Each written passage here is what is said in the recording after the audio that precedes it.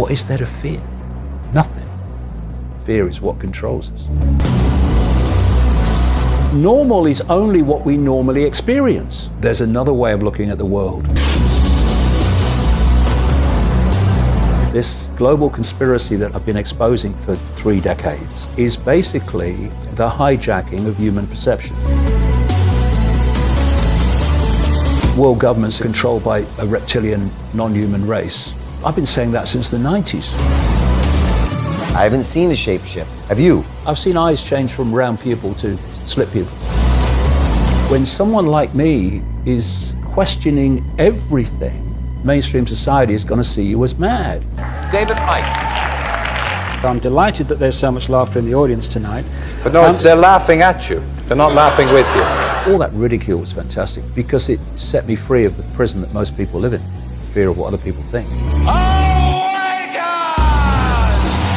I believe and agree with 90% of what you're saying. We are all one. Infinite love is the only truth. Everything else is illusion.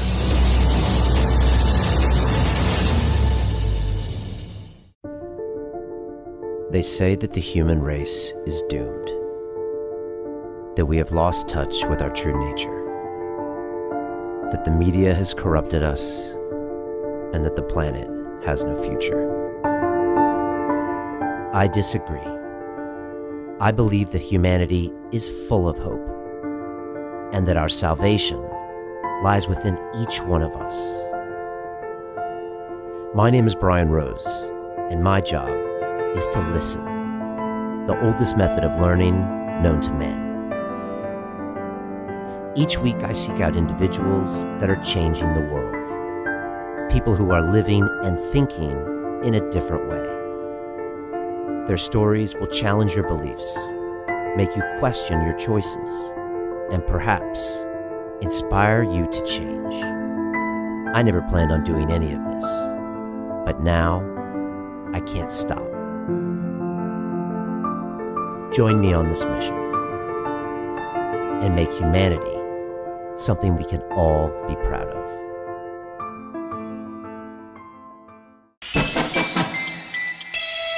This week on the show, we have Mr. David Icke, who since the 1990s is known as a professional conspiracy theorist. He's written over 20 books, filmed over 10 DVDs, and regularly sells out arenas like Wembley for his 10-hour shows. And look, David is controversial. He thinks the royal family are a bunch of reptilian shapeshifters, and I can't agree with that or a lot of other things he says, but his basic message is very London real, and that is that we all need to wake the fuck up and stop taking this whole vision of what we think is reality as the truth we've been taught since kids. Everything has been stacked against us, the education system, politics, science, media, everything. And I love his concept of awake.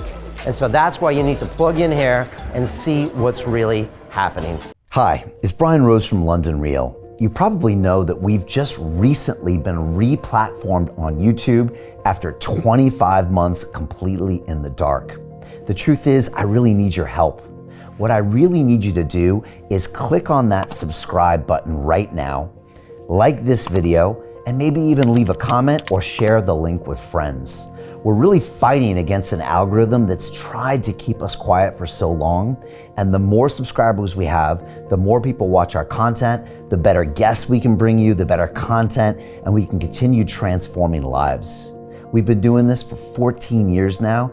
I want to do this for another 14 years, but I really need your help. So click on that subscribe button, like the video, leave a comment, share this, and we're going to continue to bring you more and more great content. Thank you. This is London Real. I am Brian Rose. My guest today is David Icke, the English writer and public speaker known since 1990s as a professional conspiracy theorist, calling yourself a full-time investigator into who and what is really controlling the world.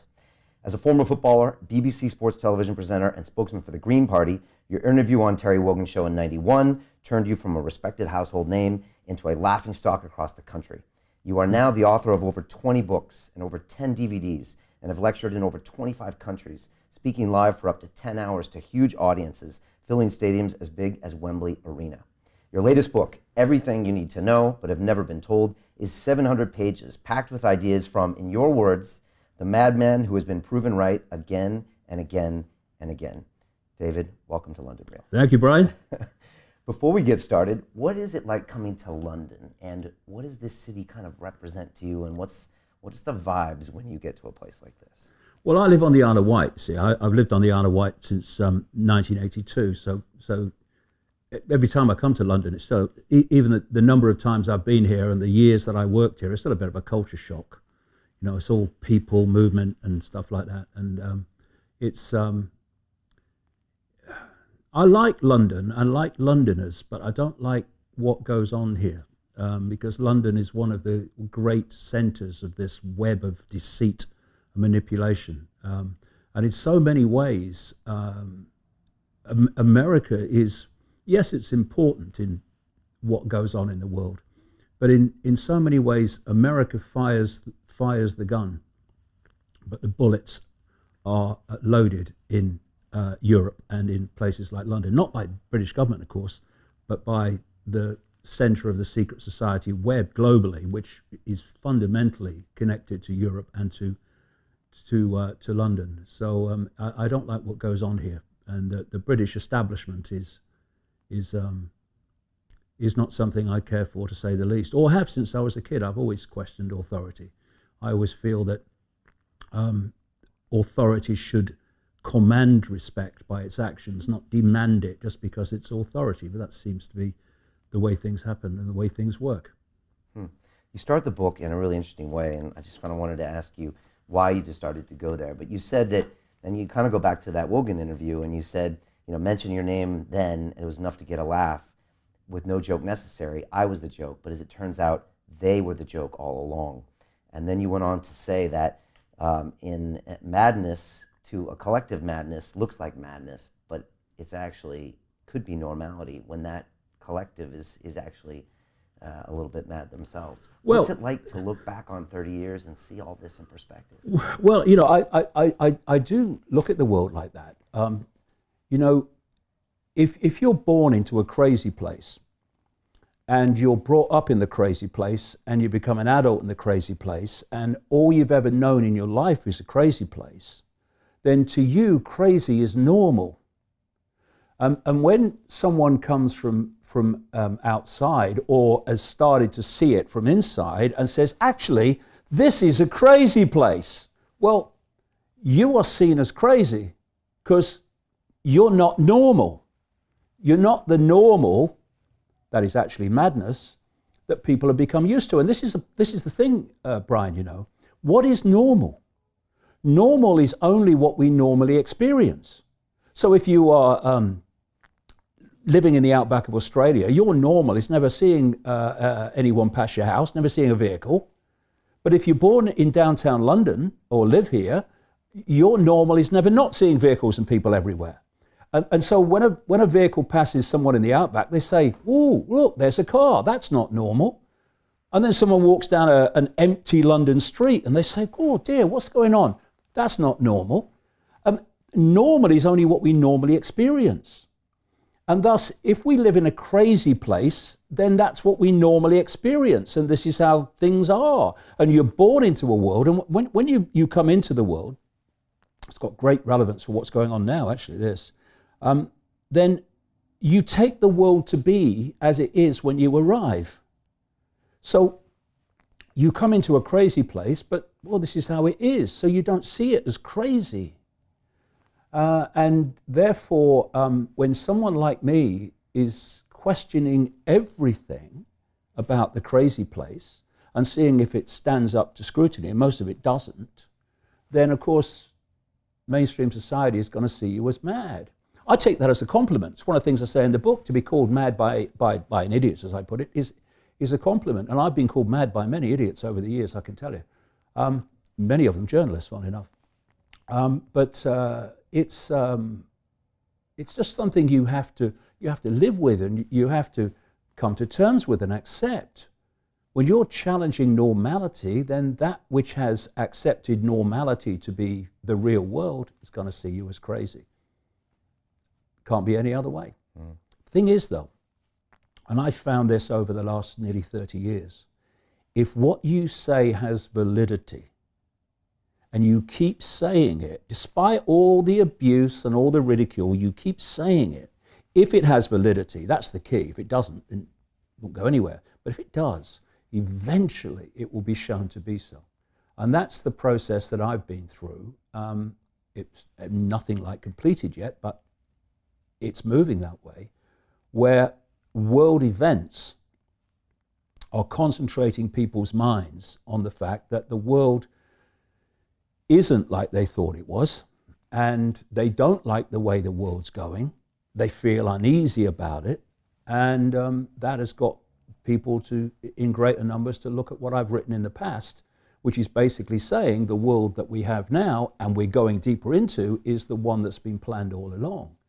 This is the basis of what I've been trying to get across all these years.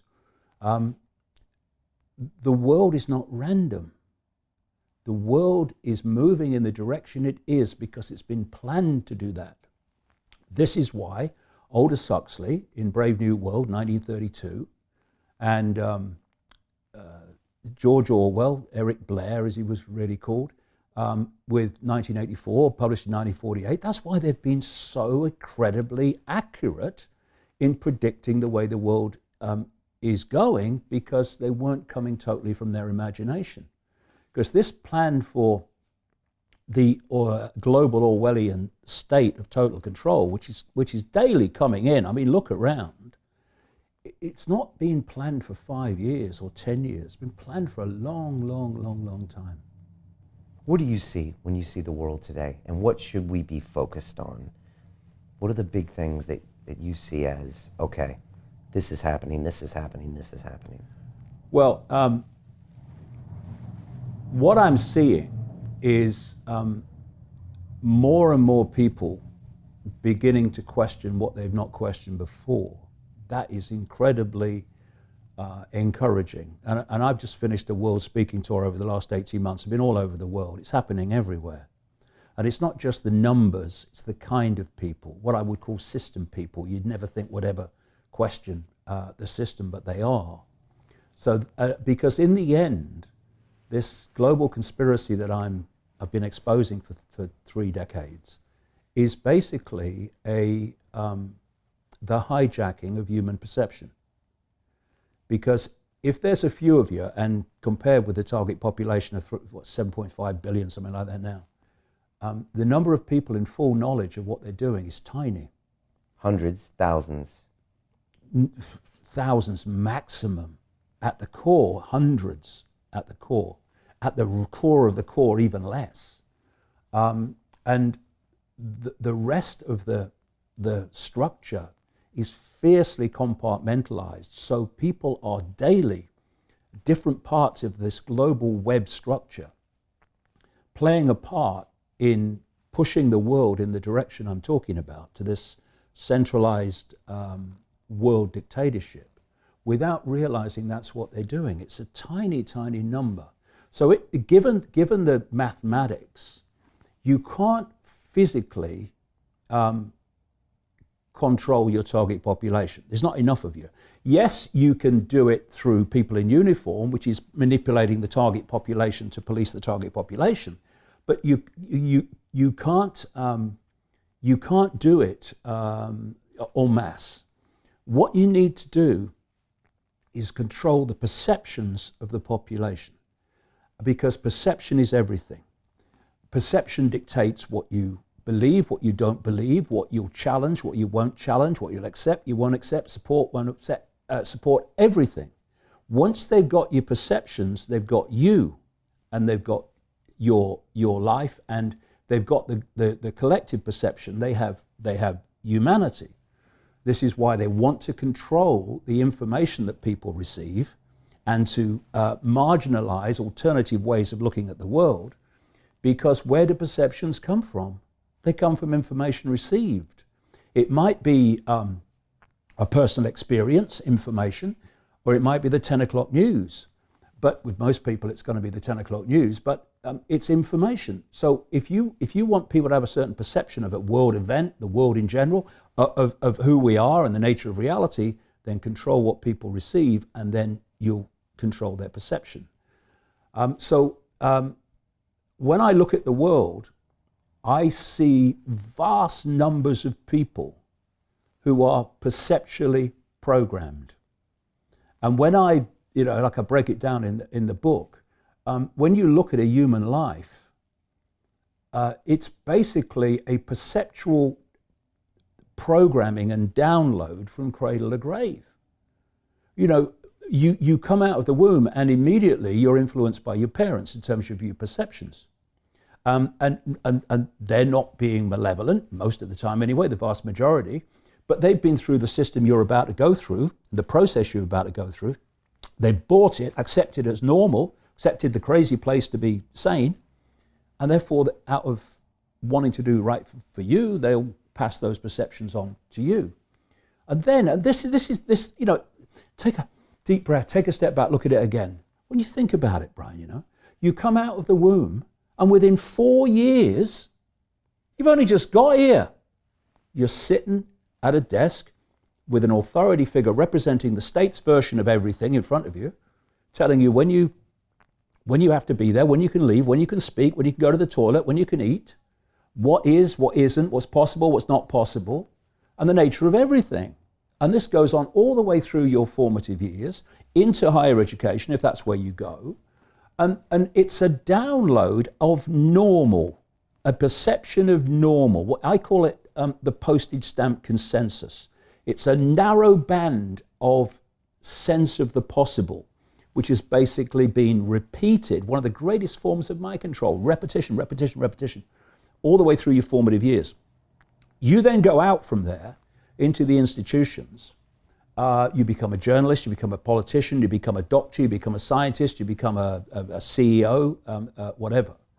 And you take with you into those institutions this core version of normal.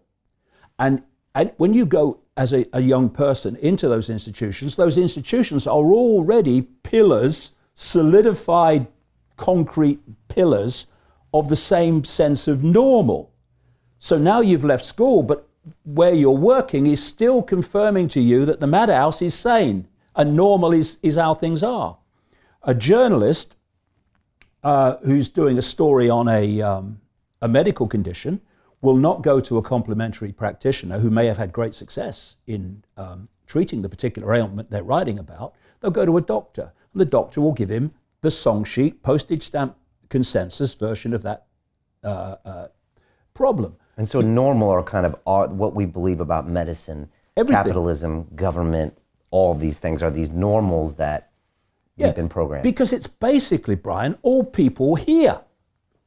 I call it the mainstream everything. The mainstream media, mainstream science, mainstream medicine, mainstream journalism. They're all unknowing, most of them, the vast majority, agents of the postage stamp consensus. Then you add the fact that the global media, now 24/7, is reporting world events constantly, in all their multiple different ways, from the same postage stamp normal. So, people like me who left the postage stamp a long time ago and it passed over the horizon a long time ago, we're crazy, not by breaking down what we're saying, but by reflex action, because that's not normal, that's not on the postage stamp. Then you look at politics, and we got a choice between left, right, and centre, what's called the political class. That's very, very true, political class, but I would call it something else. It's the postage stamp consensus political class, because the left in politics is on the left of the postage stamp, the centre somewhere in the centre, and the right's on the right of the postage stamp. But they're all on the postage stamp, still coming from this perception of normal that is about, use another analogy, about the size of a pea. So it's the illusion of choice. Yeah, exactly. And then you have peer pressure, because all those people who, the vast majority, have accepted this download of normal, with the blinkers on, I have no problem with that. If you want to give your mind away to someone else's perceptual program, fine. The problem comes when those people think that they can then dictate, ridicule, intimidate those that have a different view. Because that's psychological fascism for me. If we're going to have a discourse, we should have all opinions in the discourse. But this is not what happens. The postage stamp consensus is policed by those that have downloaded it and accepted it. For a long time, I've used the analogy of sheep and the sheepdog. You know, people laugh at sheep because they follow the one in front and they follow the shepherd, and then they run away from the sheepdog, symbolic of fear. But humans have out-sheep the sheep. We don't even need a sheepdog. We police each other. You can't say that. What will your mother say? What will the people at work say? I don't care. I don't care what they say. They have a right to believe what they believe, but actually, funnily enough, so do I, even if it's different. So the stadium in which this control of humanity is played out is in human perception. And what's happened over the last few years, because when I started out nearly 30 years ago, there was no alternative media.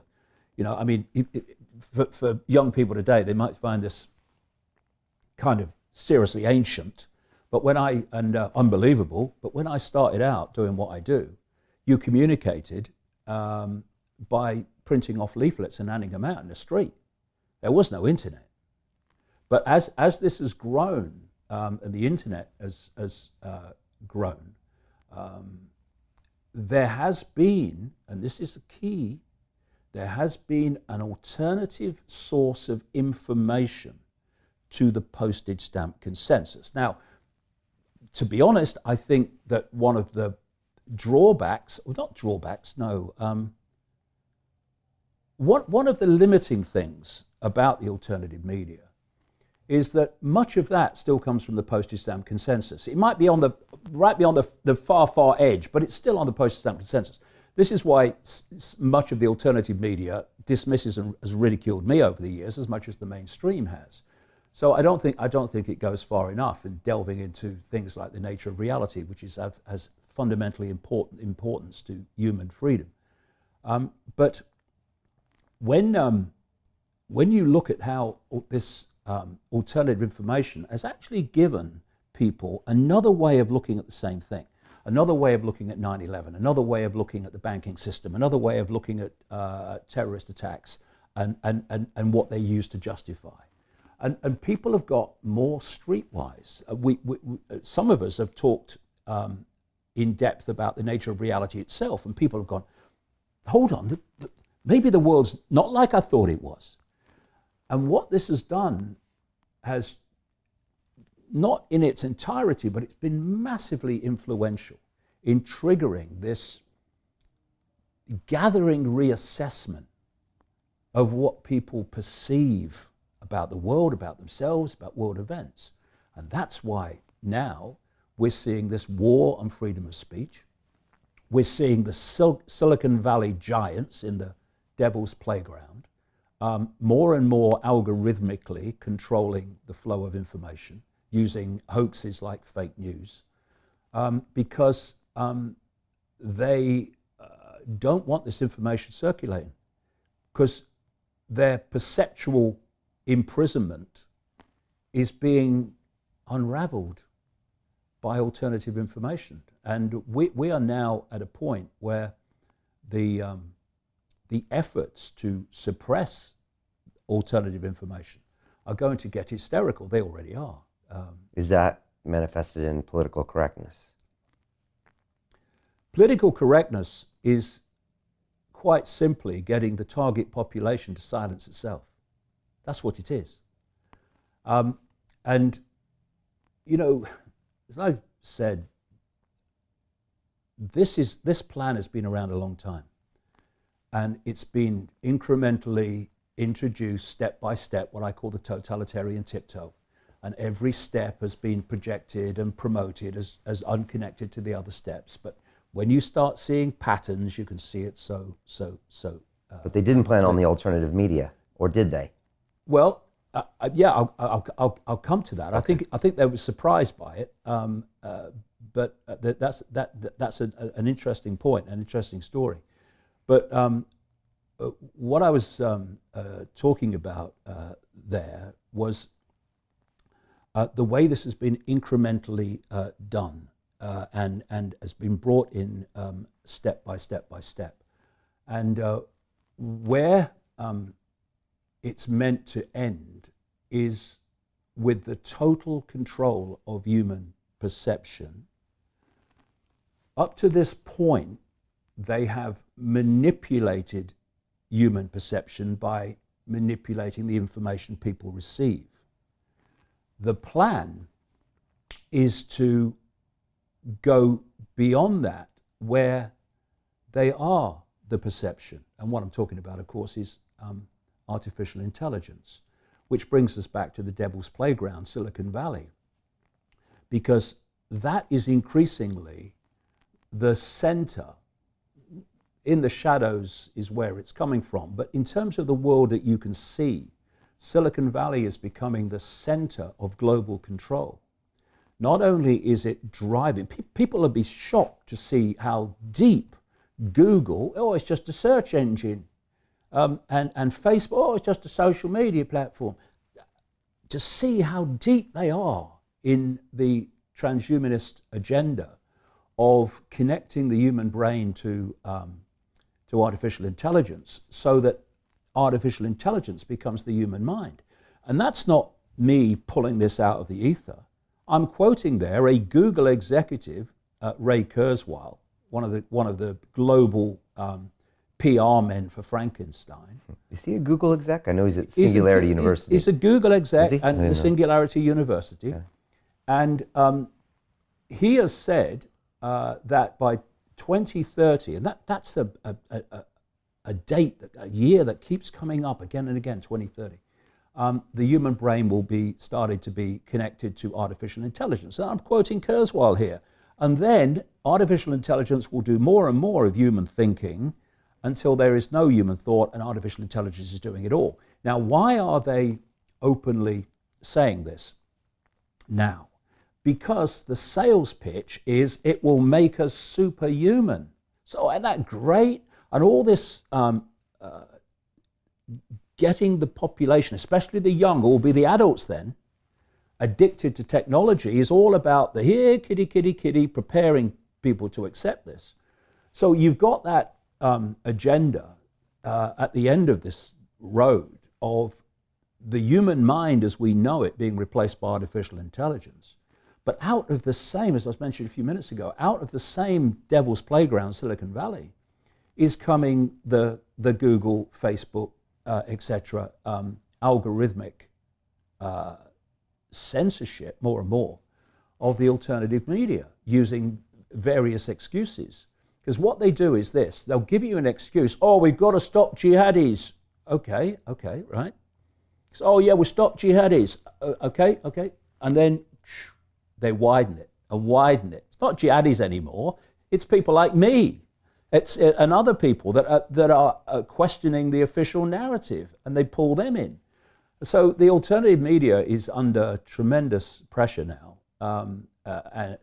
and suppression because it's challenging the narrative, and that changes perception. Change perception, you change the world. Did the Illuminati, I don't know what we call them, did they see the devil's playground coming? Or is the technology a bump in their plans? Oh, they created it. They created it. You see, this is another... What do we call them? Because when you talk about the reptilian shapeshifters, even in your live events, you say, okay, here we go. If you haven't heard this before, you're going to take a deep breath. Yeah. And I'm going to talk about the reptilian shapeshifters. And then you talk about it. So can you talk about them? And is it the Illuminati and everything that goes around it? And why do you qualify that for the newbies in the room? Because you didn't believe it at first. Well, I did not believe it. I just put it on the back burner and when I first started hearing this information. That's what I do. If I hear something that's fantastic, what most people will do because of this perceptual download, this postage stamp consensus, they'll say, load of rubbish, basically doing that. But what I've done over the years is said, oh, well, okay, that's interesting. So we'll put it on the back burner and we'll see what else comes. And then more information comes, and then you go somewhere else, more information comes from unconnected sources over a period of time. And eventually it crosses the line where you think, look, there's something going on here, because this is just too much now. I've got too much information, too much corroboration, too much supporting evidence and experience. But, you know, this is an interesting point, this whole thing about non-human manipulation of human society. Because this perceptual download, the postage stamp consensus, is so narrow in its sense of the possible that almost everything in eternity is rejected by the postage stamp, by reflex action. One of the things you get is, oh, I bet you believe in little green men and all this stuff. Well, hold on, let's just take a perspective here. According to mainstream science, the electromagnetic spectrum is 0.005% of what exists in the universe. Some say it's a bit more, but not much.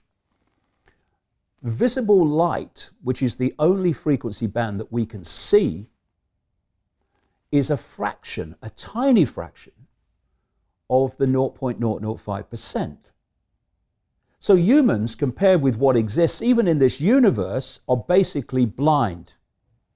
We don't live in a world, we live in a band of frequency. Actually, we live in an information source if you go deeper. And then you look at according to mainstream science's projection of the size of the universe, compared with that, planet Earth is the equivalent of 1/1000th of a pinhead. Now, the postage stamp program is so all-pervading, and the suppression of information, like I've just said, in the mainstream is all-pervading, that people laugh at the fact that this world could be manipulated by a non-human force when they can see a tiny fraction of 0.005% on a planet equivalent to a billionth size of a pinhead. And see, the key to keeping people in perceptual servitude is to suppress the nature of reality itself.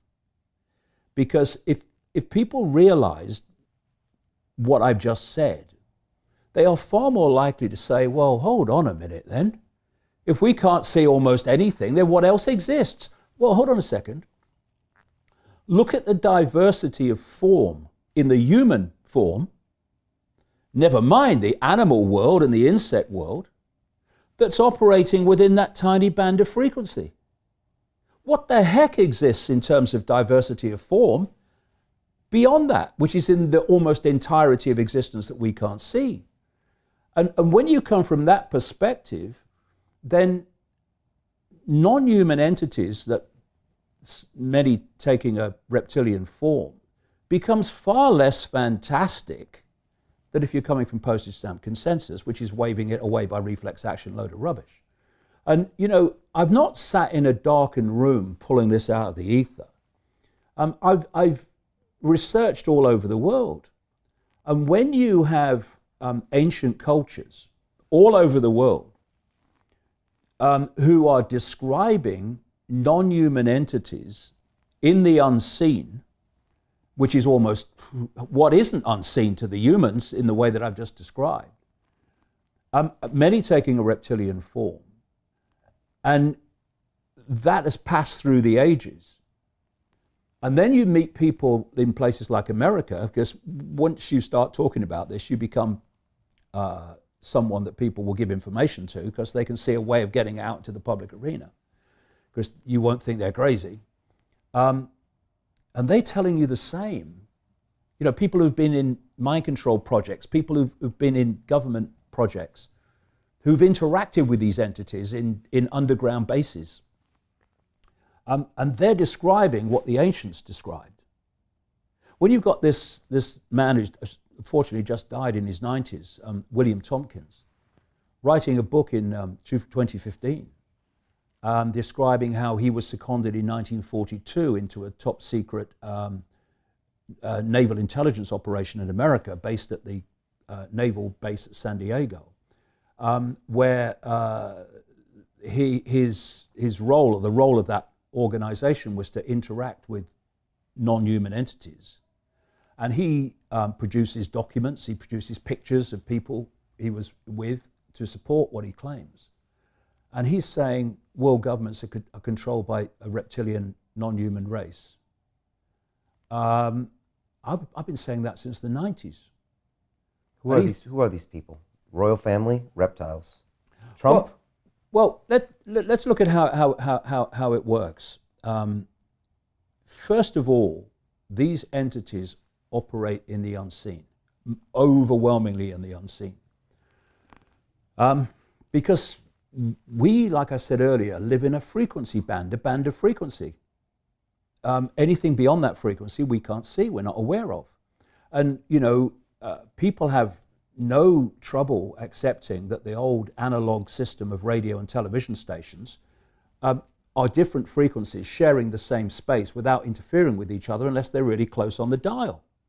The analog system, BBC One and ITV and CNN, they're sharing the same space, but they're just on different frequencies. And the television picks up different frequencies as you change the channel.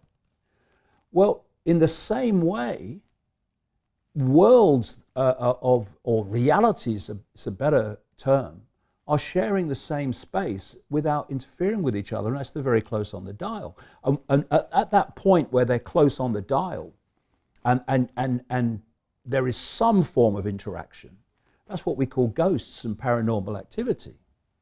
And so these, not just reptilian, but other non-human entities, are operating just outside of the human sight.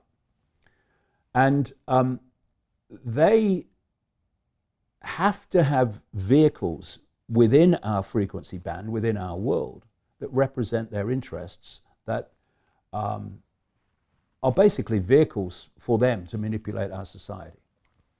And so particular bloodlines were created that are hybrids, part reptilian, not always reptilian, but part reptilian, part human, which is the origin of the royal aristocratic bloodline whole order of the ages. The ancient Chinese emperors used to claim the right to be emperor because of their descendants from the serpent gods. And the reason that these royal bloodlines and aristocratic bloodlines have incessantly, obsessively interbred is because they're holding this hybrid genetic program. And for a long time, they ruled because they were the special bloodline. What is it? Just down the road from us now in London, we have a head of state, even today, who is head of state because of her bloodline. The Queen. The Queen. If she was a different bloodline, she might be cleaning the throne, not sitting on it. This is the nonsense of it. Why are you queen? Because someone had sex with someone and that person was born first, therefore they're the monarch. Sorry, I thought we lived in a civilized society with some form of intelligence. What's going on? But across much of the world, as humanity started to awaken a bit more from its civility to these royal bloodlines, they couldn't sustain it any longer.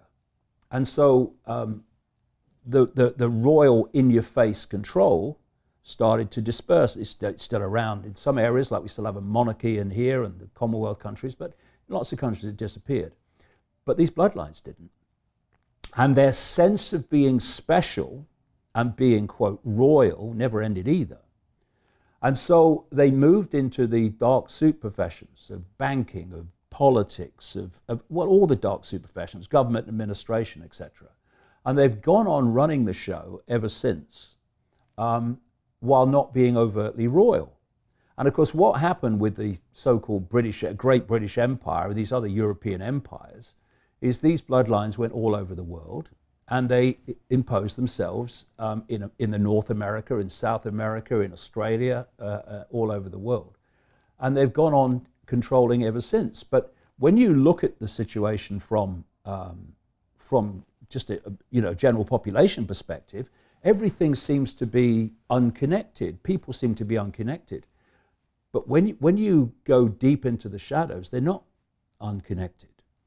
What you have is a structure, a global structure, which is like a spider's web. A very good way of describing it. At the center is the spider. That's this reptilian and other non-human force, which is operating in the unseen. The strands immediately around the spider are the most exclusive secret societies. Such as? Well, you won't even be able to name them. Some of them don't even have names, so they're harder to establish. They're really exclusive groupings of people who are close enough to the spider to know the big picture. You come out from them, they're people you'll never see in the public arena. You come out from them and then you start hitting secret societies that we do know of. And when I say the Freemasons, Knights of Malta, Knights Templar, the inner circle of the Jesuit order, Opus Dei, etc., I'm not talking about everybody who's a Freemason. Nothing like. These structures, not these secret societies, are fiercely compartmentalized. You're looking at the inner core of these organizations, not most of its membership, who are clueless about what that organization is really about. But the people within these secret societies who are kept in the dark are a wonderful front, unknowing front, which these others can hide behind. So you keep coming out from the spider, and eventually you hit what I call the cusp organizations, where the hidden meets the seen. So here you will find the Bilderberg Group, the Council on Foreign Relations in America, the Trilateral Commission, the Club of Rome, which was created to manipulate the environment to justify global transformation, and organizations like that. And then you come into the scene, and you're into governments, you're into the banking system, you're into corporations, you're into media ownership, etc. And to the public looking on, the decisions that impact upon the world and impact upon their lives are being made in the world of the seen, being made by politicians, they're being made by bankers and what have you. But ultimately, the plan for the total subjugation of humankind is coming from the spider, and it's playing out through this structure. And this is why, what I've been doing, Brian, is I've been going around the world in the last 18 months talking.